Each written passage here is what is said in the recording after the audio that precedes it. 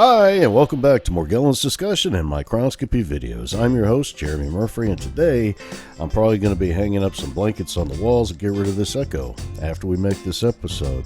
I want to give a big shout out to Spirochete for being a member, and thank you so much for your kind contribution towards this show and this channel. It helps me get up there and produce more episodes like these. Today we're going to be talking about the South Carolina medical marijuana bill and why I believe it died. We're also going to catch up on the latest Morgellons news.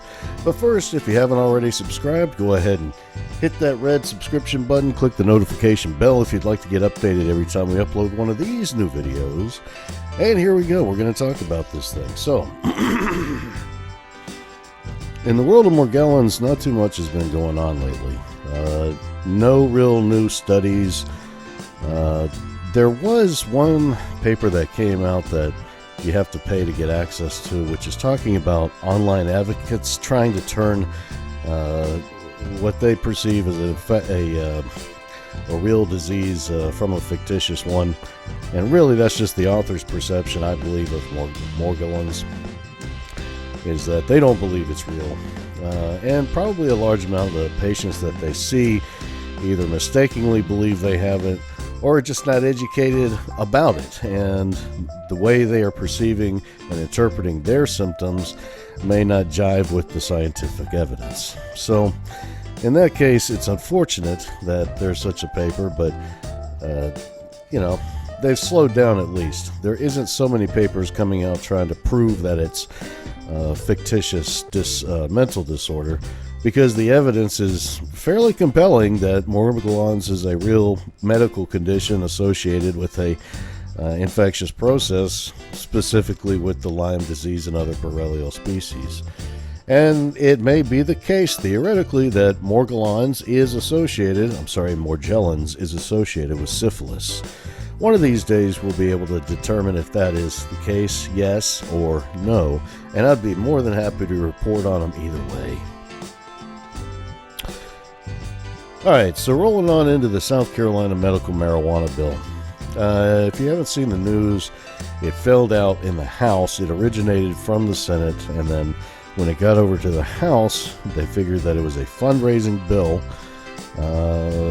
which it's not. It's a marijuana bill, and the fundraising was to pay for it, so, you can kind of see their point. Well, there wouldn't be any fundraising if the program didn't exist, ergo, and so forth. And it wasn't just the tax, it was also the licensing fees, which resulted in paying for the $10 million estimated cost of the program, which would involve several state agencies.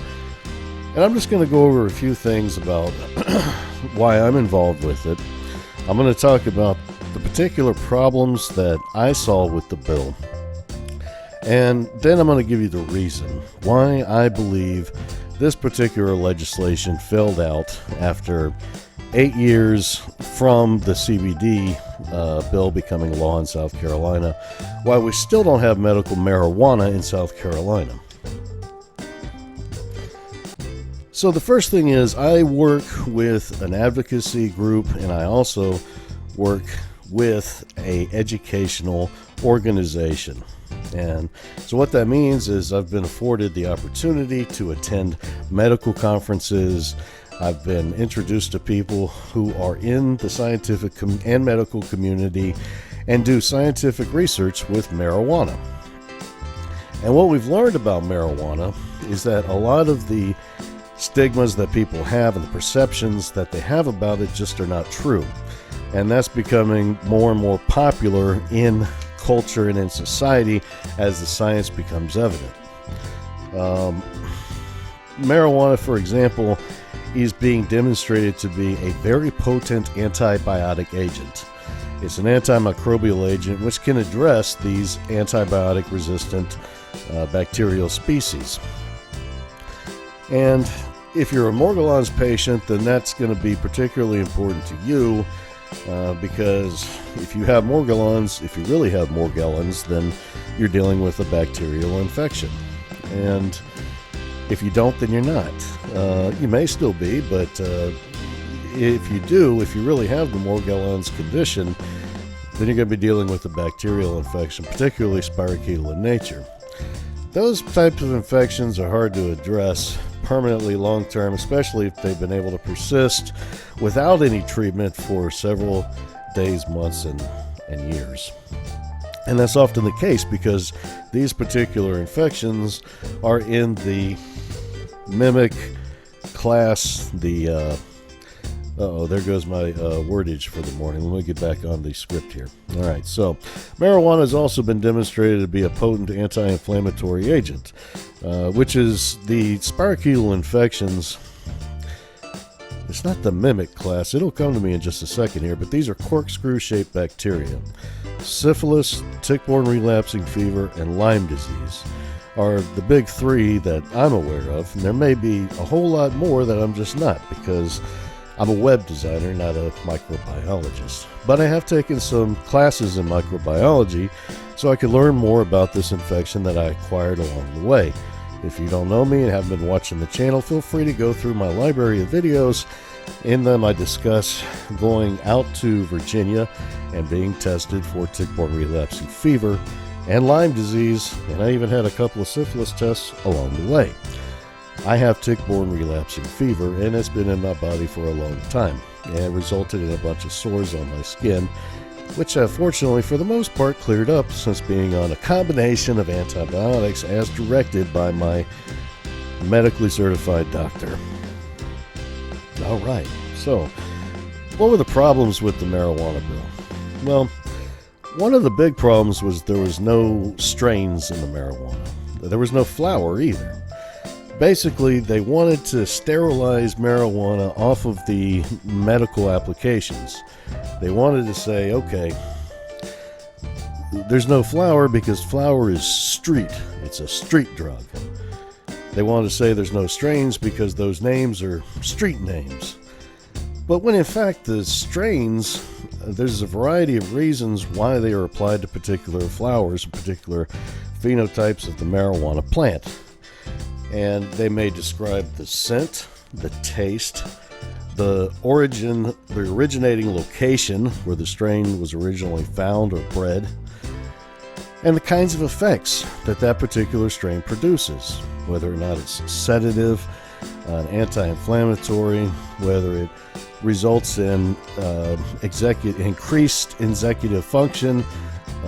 And a lot of people take marijuana for attention deficit disorder and ADD, and even for their children. We've seen these reports on the news about how kids have been able to go back to school and pay attention without having to be on speed. They can take the marijuana plant and they're able to concentrate and focus. You see these reports all the time of people being able to complete college after getting on a medical marijuana program. And it is the fact that Dr. Stacy Gruber, I believe in Washington State, has produced research which demonstrates that people who are on a medical marijuana program, and this is important because there's a difference between whether or not they participate in a recreational marijuana or a medical marijuana program. Their executive cognitive function increased and improved measurably, and she was able to measure that every 3 months, and she found that it didn't stop. It just kept going up and up as people continued adhering to the medical marijuana program. We know that in the United States there is a patent for marijuana for its neuroprotective qualities, and I believe Dr. Gruber's research demonstrates that that is the capacity of this medication to prevent cognitive decline from age or from disease, and potentially to reverse it. There is some research also about that, but I wanted to get back onto the strains again, because one of the arguments that people had for taking the strains out, besides the fact that there was no flower, was that there's no consistency between the strains from grower to grower, from state to state. I did find a research paper, this research paper back here, the case for the Entourage effect and conventional breeding of clinical cannabis, no strain, no gain. And in this, they make the case that strains can be consistent from grower to grower, and we have the technology to accomplish that. growers can start sending their samples into these laboratories to ensure that they have the specific ratios of these particular cannabinoids. And in that way, we can achieve consistency from grower to grower and from state to state. And this paper kind of makes the case that it'd be a lot easier to do that because that's the natural way the plant works and people are already used to it. They're used to asking for their particular strain, than trying to make a whole new system around removing strains from the flower. And you know, flowers are flowers. They have different strains between the flowers. We're talking about a flower. We're not talking about nuclear waste or something. And so that was another problem that we had with the bill, was that there was a limited amount of conditions, so not everybody who needed it could have access to medical marijuana, and there was a limited amount of production. So without strains, I felt concerned that what was going to happen was these limited amount of growers who are going to be basically selling their products specifically to a limited group of individuals, basically the sickest people in our society. They weren't going to have to go by this no strain rule. They have to figure out what strains they're going to order, and you know, they don't tell the seed company that no, we're not going to order anything with a strain name on it. They're going to order seeds with the strain name on it, and that's what they're going to grow and turn into these byproducts. And I felt like patients deserved to know what strains those byproducts originated from. It only makes sense.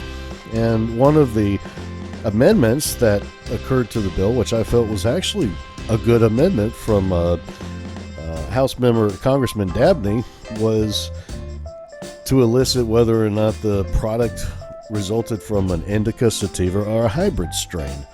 You know, patients deserve to know that information. So I felt like these growers could just get the cheapest seeds and give the patients a lower quality product. And, you know, what are the patients? Why do they have to know? I mean, basically, they're just getting this marijuana. And that comes down to the real reason why the bill failed.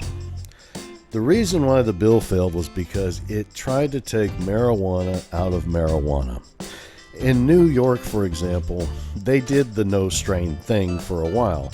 What they had to do was actually just abbreviations of the strain names because they didn't have any other way for patients to know what they wanted to get. Patients knew what strains that they were getting that was effective for their particular conditions.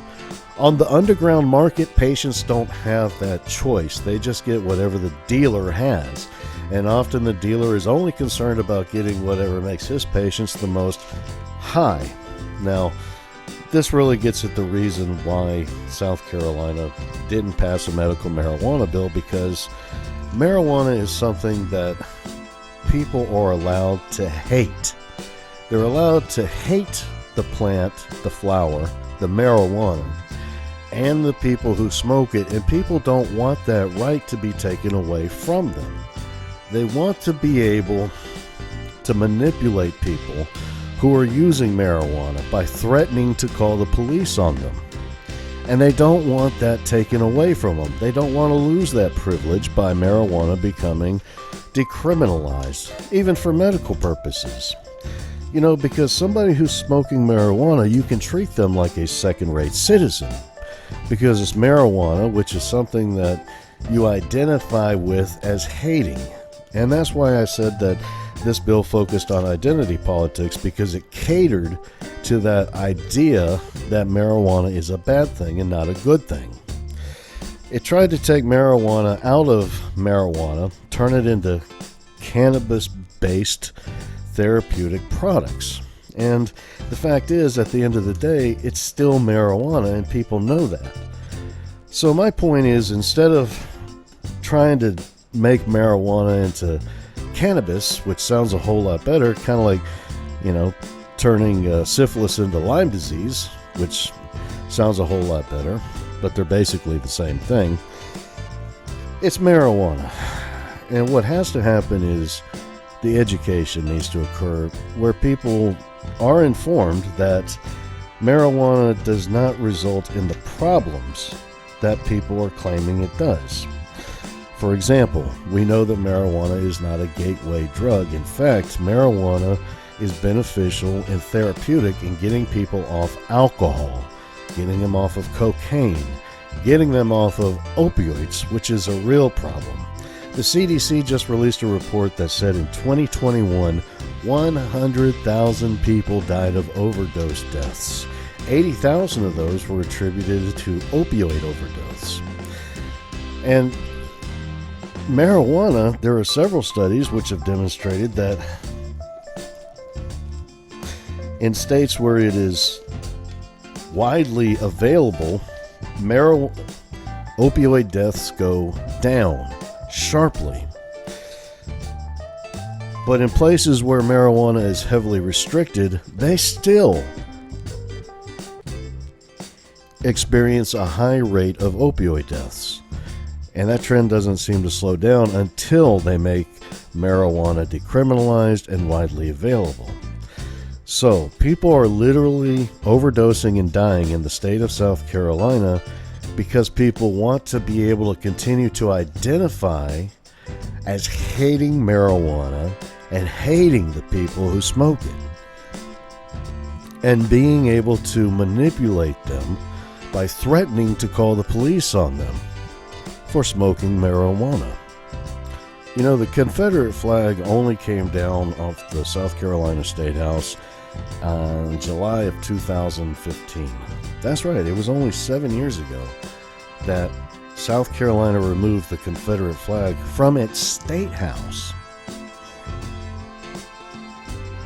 And so that's the kind of mentality, because people identified as being Confederate in this state, in South Carolina, until it became apparent that doing so was justifying racism. Because that kid went into the church and he shot up a bunch of black people. That's what got South Carolina to take the Confederate flag off the State House. And it's sad that it took that, but the problem is that people don't realize that that same kind of hatred applies to marijuana and hating the people who use it, even for medical purposes. In South Carolina, people don't believe that marijuana has any legitimate medical purposes. That the amount of people that believe that is less and less every day as the science becomes apparent. And those same people who are often the loudest proponents are finally starting to have to admit that yes, we should allow the sickest of our patients access to it somehow or the other. They just don't want it to be marijuana. They would rather it be a cannabis-based derivative. And that's because they don't understand that they identify with that justified hatred. They want to be able to continue hating that flower and hating the people who smoke it. You know, I heard that the problem was the cannabis culture. And I said, well, what does that mean? They said, you know, Cheech and Chong. I said, what, people from South America? I said, no, you know, Cheech and Chong, you know, just going crazy. Cheech and Chong were pretty laid back. They didn't really go crazy. They just laughed, maybe played some music. They're like, what else about cannabis culture is the problem? I said, well, you know, they wear those clothes with the marijuana pot leaf on it. Yeah, they do that. So when you really think about it, you know, when people ask themselves, what is it I hate about marijuana? Oftentimes, it's just what they identify with, and that's often what they were grown up believing. And now that we have science and evidence, it's become apparent that marijuana isn't this thing. You know, they talk about the high. Well, marijuana gets people high, and literally what people are thinking that means is an acid trip. Like everything around people becomes multicolored, and this dimensional portal opens up, and we rise up into, you know, Satan's jasper realms. But that's not what happens with marijuana.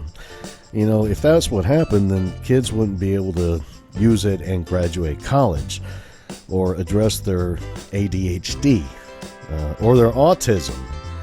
You know, that's not what happens.